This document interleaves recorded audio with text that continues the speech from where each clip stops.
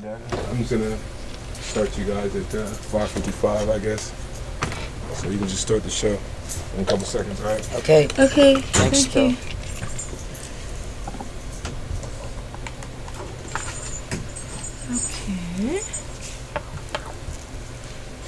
Okay. Okay. Tick. Wait a minute.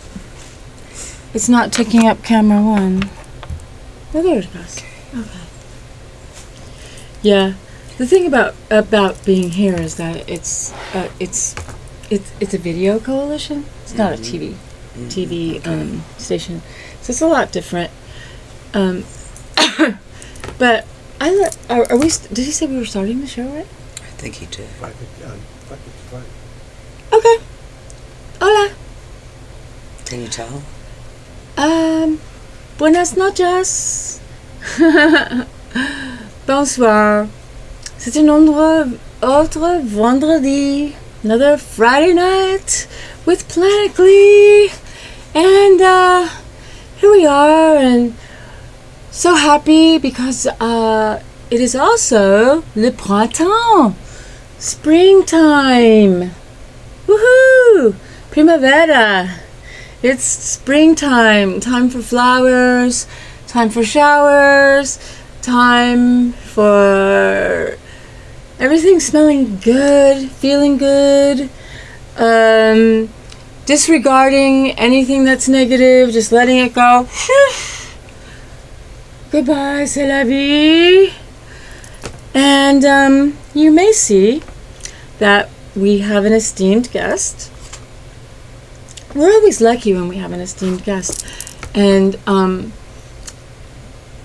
this is a very esteemed guest, very highly regarded performance artist and poet, also visual artist, and her name is Cara Vida, so I'm going to switch us over to Cara.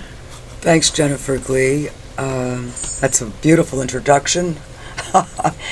And indeed, it is springtime, and in April, we celebrate with National Poetry Month, and I would like to bring to people's attention a fantastic event called Poems Under the Dome, which is at City Hall, and honoring National Poetry Month, which will be Friday, April 27th, from 5:30 to 8:30. And here's how it works. It works on a lottery, and volunteers go to all the open mics in San Francisco, which there are many, and people put their names in a hat who want to be in the show at the Civic Center Dome, City Hall. And then when you get to City Hall, there is another lottery. It's all done on lottery, and there are 60 poets. It runs from 5:30 to 8:30, and every poet gets 3 minutes to shine like the stars they are. What makes this so unique is that it gets poets out of their ordinary comfort zone of the open mics that they like to visit all the time, and brings people together who don't get a chance to hear each other. So it's a wonderful event. Stop in for all of it or some of it, and if you are a poet, you might get lucky with the lottery. Come by. And again, it runs from 5:30 to 8:30, April 27th at City Hall. Poems Under the Dome. Whoopee! Spring has sprung. And today I'd like to do a couple of pieces for you. And I have to say, I love time traveling and interdimensionally traveling to Planet Glee. I've been here a couple of times before, and the atmosphere is very good here. And it's breathable and wonderful. It's a very livable, gleeful planet. So thank you again for inviting me. I appreciate it. And here we go. Let me start with a piece here, which is called The Magic Is Gone. Peering into the darkness, I saw him, shabby old stage magician, all frayed around the edges. Now you see him, soon you won't. Lost in shadows, disappearing into another day, becoming a specter.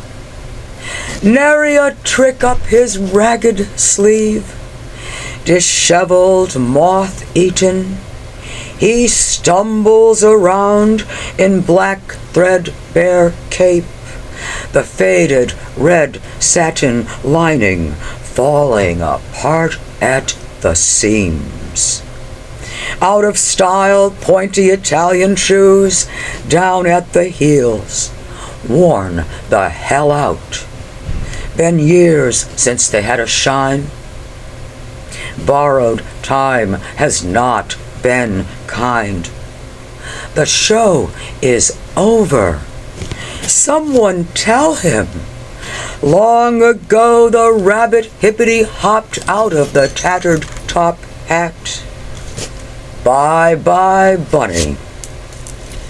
Never to be conjured again, beautiful white doves flew the coop. Gone. Gone the elegant debonair flair, unable to take a proper bow, body stiff and stooped. Gone the flawless trickery, once you saw it, now you don't. Sleight of hand, poof, up in a puff of smoke. Astounding illusions gone, vanished into thin air, along with most of his teeth, impeccable posture, improbable jet black hair, the meticulous pencil thin mustache, gone. Now a shambling testament to the fact that nothing lasts forever. So sad. No more polished patter, lingo making us believe in magic. Never to grace the stage again, lovely assistants, dematerialized, levitated, sawed in half, misdirections. Poised all sexy, high heels, sequins, pasted on beauty pageant smiles. Some were lovers, two were wives, all gone to God knows where. Hands too unsteady to wave a magic wand. An embarrassment. Senile old sorcerer. Disoriented, confused mind, forgetting to say abracadabra. Apologies, ladies and gentlemen. Sorry, boys and girls, dry your tears. No more magical mystery tour. Disappeared into smoke and mirrors. Hocus pocus. Worn out wizard gave up the ghost. Final disappearing act. Gone. No more ta-das, oohs or ahs. Move along, folks. Nothing more to see. Show's over. The magic is gone. Fini. A footnote. Don't bother to clap. Tinkerbell is dead. Second piece. May we clap? Sure. You can hope. Oh, Tinkerbell, she might come to Planet Glee. No, we for need to clap. rejuvenation. We have All right, someone here in the we audience want magic too. again. Yes, we Yes, do. we can bring it back. Peter we can Pan bring was it my back. favorite part about Disneyland. I went there when I was 12 with my parents and my brother, and I hated every minute of it. But the only thing I liked was the nighttime and Peter Pan. That was the only thing I liked. So, thank Thank you, Cara. All right. Yay! We'll bring the magic back. You have to believe. Yes. Yes. Thank you. All right, here's another one. For a while I was doing pieces that were involved with, metaphorically speaking, because, the magician poem's about aging and death, and I was doing a lot of pieces about carnivals and clowns and magic, and I'd like to do a piece about clowns. Now, let me say this about clowns. Back in the day with these big old circuses, if somebody fell off of a trapeze and hurt themselves and things were getting a little iffy, they would immediately strike up the band and send in the clowns as a diversion. So that's what that's about when they say send in the clowns. It means things ain't right. Who did that song? Send in the clowns. Well, it's a Sondheim song written by Sondheim, and there have been so many great artists that have done it. Many artists, and I'm trying to think who made it really popular. Barbra Streisand did it. Barbra Streisand did it. Did a beautiful job on it.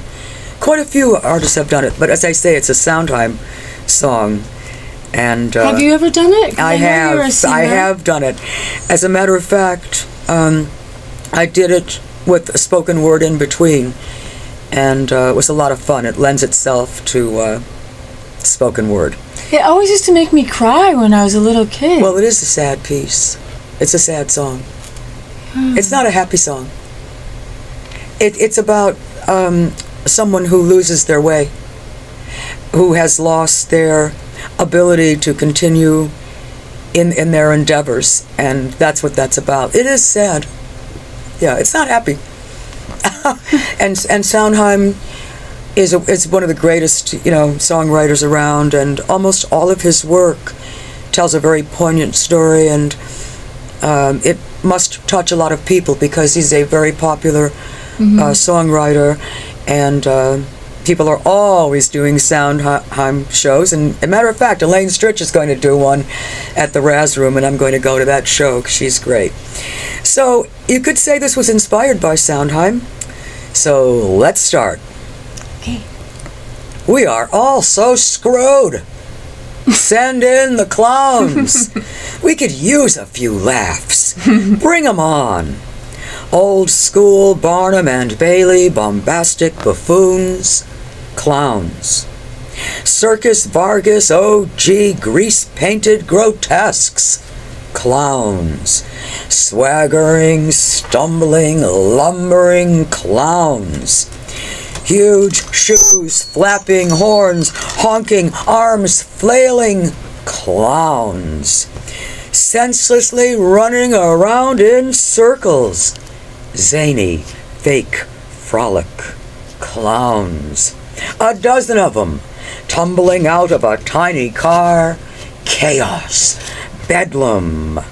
Leering, malicious-looking midget in baby bonnet brandishes exploding cigar. Slap-happy clown mama propels carriage, careening about, all stripes and polka dots. Enormous balloon mammaries sway from side to side. Bustle butt follows, insanely bouncing up and down. The monstrosity. And the band plays on and on, fortissimo. Circus music in overdrive. Unending crescendo assaults the ears. Whoopee! Mayhem! Clowns to the left of me. Clowns to the right of me. Look at them. Oh, garish, candy-colored, creepy fright wigs, mismatched ragtag, ill-fitting clothes, looking like hobos up to no good. Watch your back. Wild and woolly, filthy, demonic, red-nosed bastards on the attack.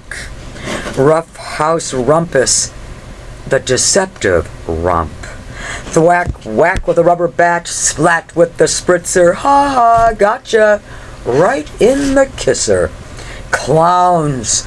Knock 'em, sock 'em down, and they get right back up again, ready for another round.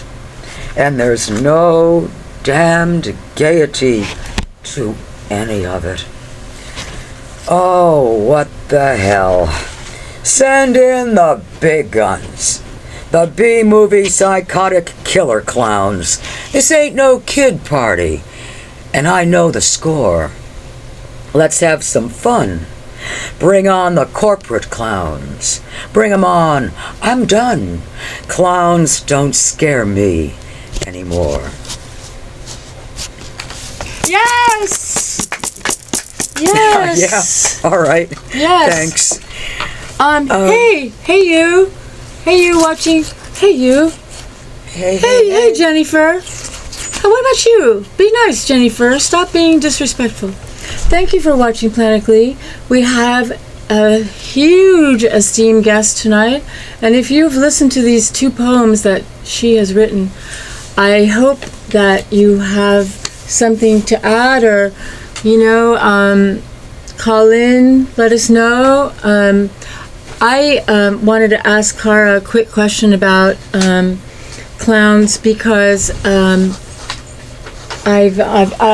and I'm going to take it to the 2-shot of you and me, Cara. Okay. And just interject for Okay. a second. I know a drag performer. One of my favorites, someone I really, really like a lot, Suppository Spelling. Oh, yes, wonderful. Yes, a very beautiful person, and also a huge drag performer. Mm-hmm. And in one of the the only interview we've done so far, she talked about drag is somehow having to do with being clowns. Yes, absolutely true. The clown is an archetype. And drag queens do fall into that category. Some people say that the devil himself is the first archetypal clown, the trickster. So you're dealing with tricksters, the over the top. They are scary, fascinating. They bring up a lot of emotions in people. And as I say, scary, funny, yes, of course. Over the top, they're always over the top. And yeah, drag queens are included in that. So are back in the royal courts, the court jesters. They were very close to the king. They made the king laugh. They've always been with us. The Hopi people have their trickster.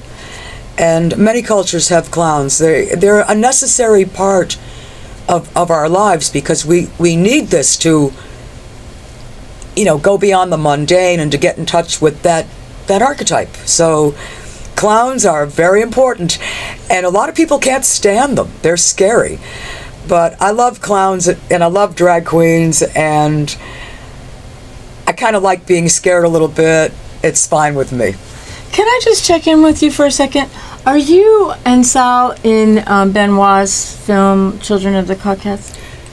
We were in the Coquette movie that David Weissman did, and Bill, I can't think of Bill's last name, and it was a documentary about the Coquettes, and we were a couple of talking heads.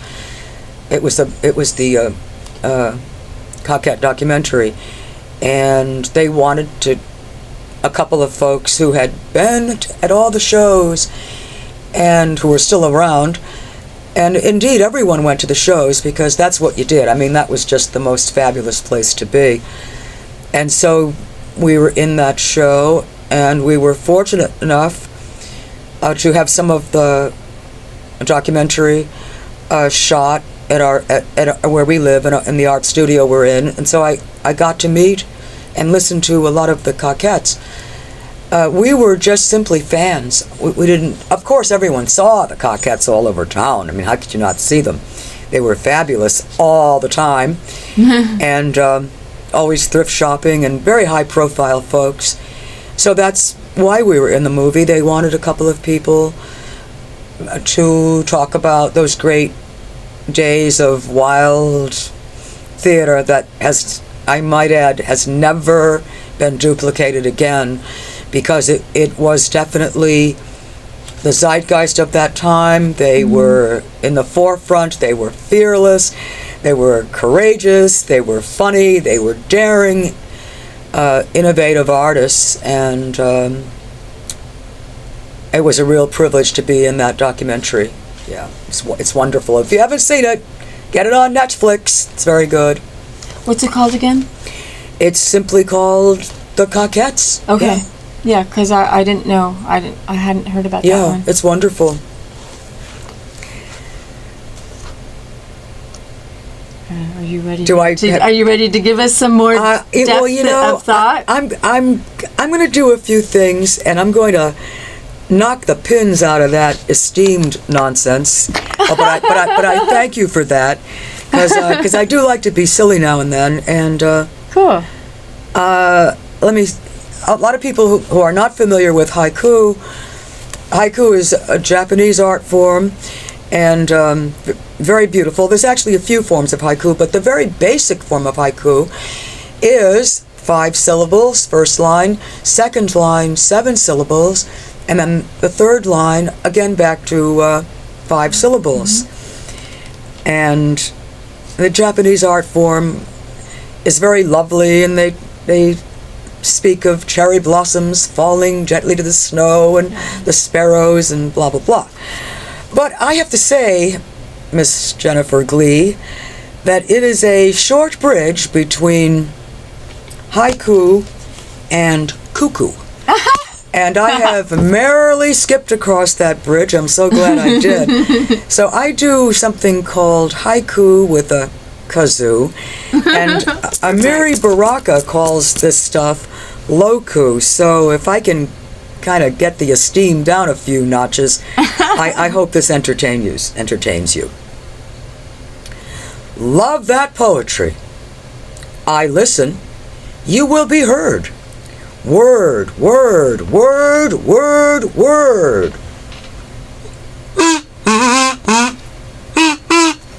Please do not hug me unless you really mean it. No empty gestures.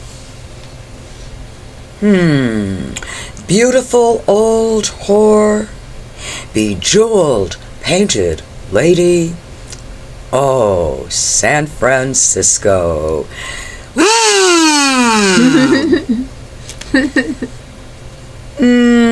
Let's see. Artie Dilettante and his wife Artsy Fartsy, the perfect couple. Screw the status quo. Make life harder for yourself. Go tattoo your face. Time does not heal all.